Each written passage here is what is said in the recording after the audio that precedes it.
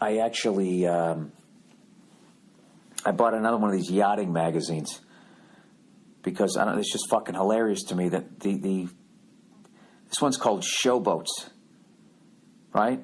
And on the cover it says to boldly go where no man has gone before, and they're talking about the Northwest Passage from Death Trap to trendy fucking transit and the Bermuda Triangle, true tales of the unexplained.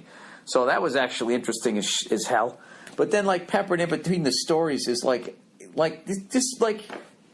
an advertisement for like a $250,000 fucking watch. My voice should have cracked in. Somebody just can walk around with the Ferrari. And then they got this one page that says Owners Club, where readers of the magazine, you become part of the Owners Club and you send in a picture of you and your creepy fucking rich family, you know? So they got this old-ass fucking guy, right? He looks like he's at least 70. His wife's it looks like to be in her 50s, Botoxed out. And then they got three fucking creepy kids that are like only in like their teens and 20s, you know? And they all looked a little fucked up, you know what I mean? Because rich people want to hold on to their money, so they sit there and they kind of fuck in the same cul-de-sac out there on the Hamptons. And after a while, they all start looking like each other. You know what I mean? Then they got these weird sort of ailments, like purebred dogs. Like they can't go swimming because their ears always fill up with water. They can't come out, and then they get like these fucking infections or something. I have no idea. But anyways, these cunts want to start sailing up the Amazon River.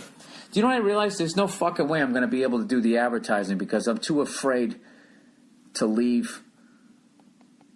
I'm too afraid to leave this area like it's going to, of my phone, like it's going to shut off. So I'm just going to have to go straight through.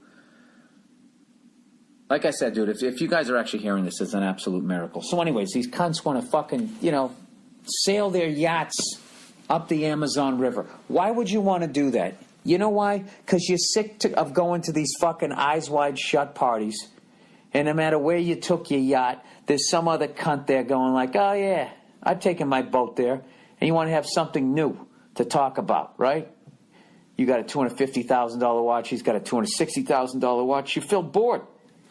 You know what I mean?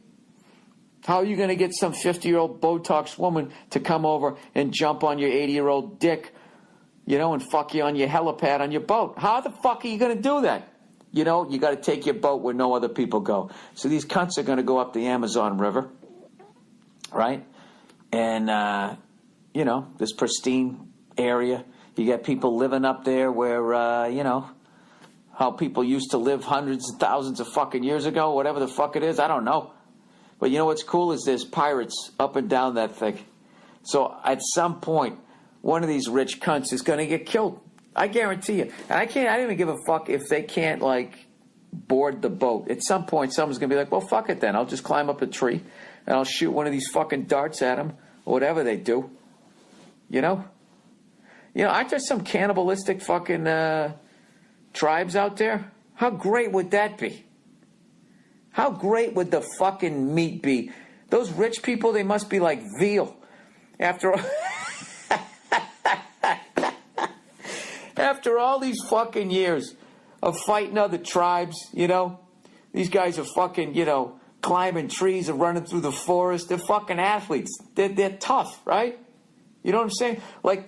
Take this NFL game here, man. If you were going to eat somebody who went to this NFL game, right, you wouldn't want to eat an NFL player.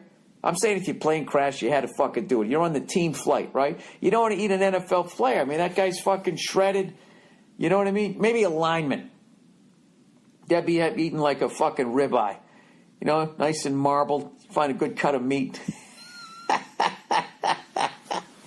fucking underbelly would be like that fucking, the underbelly, like all the Japanese guys like that fucking, that sushi, right? That's fucking disgusting. But I'm just saying, so what? It's disgusting to us because we have all these options. First world problems, as people like to say. I love when people say that. Oh, first world problem. Well, I live in a first world, so everything I have is a first world problem. I could be completely fucking dead-ass a homeless guy in the United States has first world problems, okay? Shitting on a subway grate, you know what I mean? Exposing himself so he can get a night in jail and maybe he can get some porridge or whatever the fuck they feed prisoners. All right? That's still a first world problem because he's part of our economy. You know what I mean?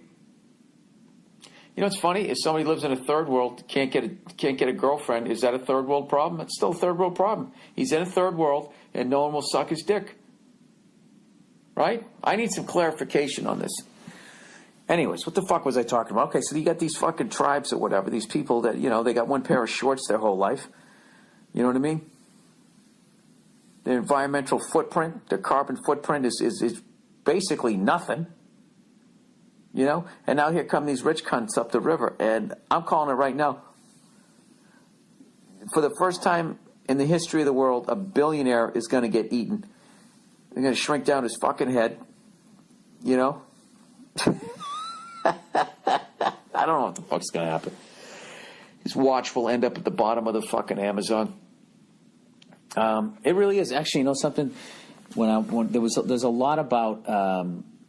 to be serious here for the first time in 21 fucking minutes, there's a lot about owning a boat and navigating it that overlaps with aviation as far as like compasses and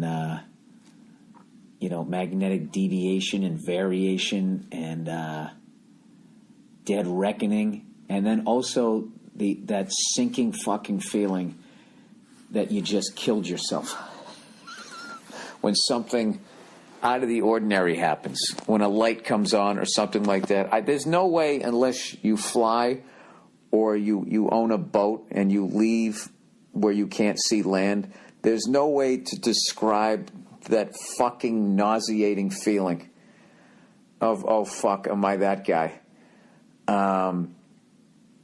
Which of course is totally balanced out by the unbelievable thrill of it. I remember I took a long time ago, well, not a long time ago, it was like 3 years ago, but it seems like a long time ago. I was in Boston. I was staying in the North End. It was fucking great. And I was doing that movie, The Heat.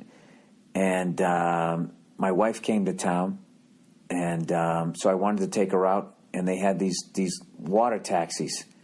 So I was like, all right, I had a little romance to this thing. We'll jump on the water taxi and we'll go over to this different part of the city and we'll go get something to eat or whatever. I can't remember what the fuck we were doing. And I got to tell you something, man. The second I got out there on that boat, all right, and we were going by, and this guy knew all this shit, and he goes, look at that giant boat. You see that giant boat right there? That boat's owned by the fucking owner of the Red Sox. Was this giant fucking yacht, right? And I'm terrified of the ocean and that type of shit, you know what I mean? But I got to admit, the second I got out there on that boat, immediately the temptation to do something fucking illegal was off the charts. There's no way I could own a boat. Well, I wouldn't do it. The fear of fucking going to jail and then getting fucking butt raped. That always keeps you in line, doesn't it? But still, you know what I mean? You're just thinking like, dude, nobody's going to stop. What is going to stop me if I took a kilo from this city to another city? You know? Then you got to interact with them, right? Who the fuck's going to give you the kilo? What the fuck's that guy going to do? All of a sudden he comes on the boat with you. Next thing you know, he does a Kleinfeld, right? One of my favorite fucking characters of all time. Did I ever tell you guys how much I love that movie that I can't remember the name of, but I remember Sean Penn's character's name? Carlito's Way. Lawyer. You ain't a lawyer, Kleinfeld. You a gangster. Hey, I'm not getting mad at you, huh? That guy when he's got the cough. There's a lot of great character actors in that movie.